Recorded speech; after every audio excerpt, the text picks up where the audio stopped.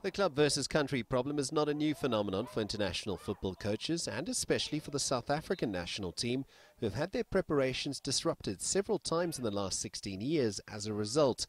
But it is something that can be resolved and potentially avoided with the correct communication between national coaches and the clubs of their respective players, according to former Bafana defender Bradley Carnell.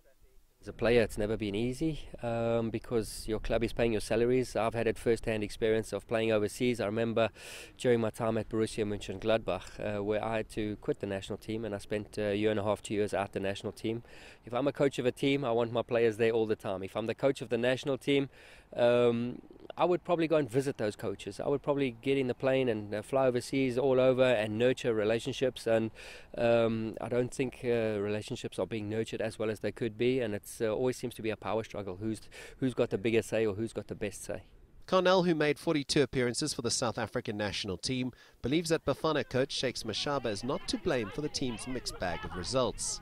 In terms of progression, I think it's good. Shakes knows the industry, he knows the local market, but just having a look at what people expect of the national team and having a look at our current performances, yeah, we're definitely not where we should be. But again, he does have a right to say, you know, why are you blaming him? He's not at grassroots level. He's not the one. He's only got to perform with what he has in terms of his tools and what players are offered to him.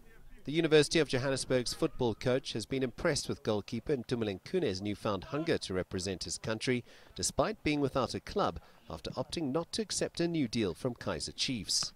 But judging over the last couple of performances, you can see he's hungry for the game again, and that because you've sat out for such a long time. So anybody would want to relish that chance, whether you're playing with the Chan team or the very strong Bafana team.